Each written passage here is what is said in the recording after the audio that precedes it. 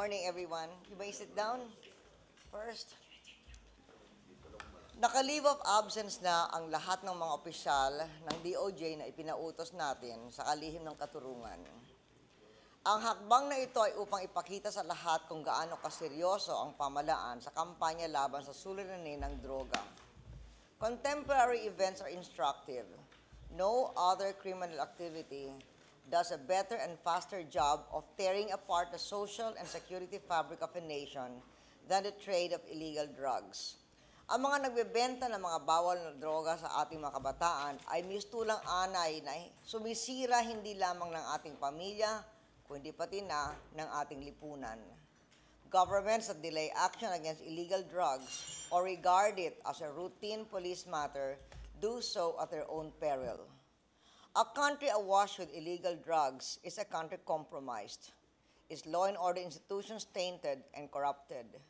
It is in this tragic context that the government should map out its all-out war, an unyielding and unrelenting war against illegal drugs and their devil merchants.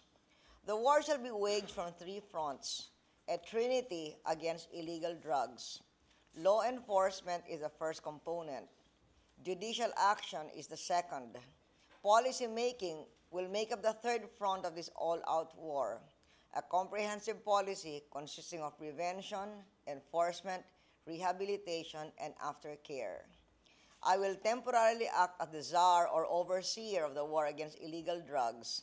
Then after a short while, I will turn the job over back to the tandem of Tito Soto and John X. Santiago. We should not allow this menace to spread its tentacles, ruin our youth, and gnaw on the integrity of our law enforcement institutions and our judicial system. The case of the so-called Alabang boys should jolt us into action, not with temporizing and tentativeness, but with the resoluteness and grit of a government fighting a just and moral war. I also call on the LGUs, the academe, the church, NGOs, and all other sectors to intensify their anti-drug campaigns. The LGUs that can declare a barangay, municipality, city, and province a drug-free zone will be rewarded with development projects to sustain their efforts and ensure a bright future for our children and communities.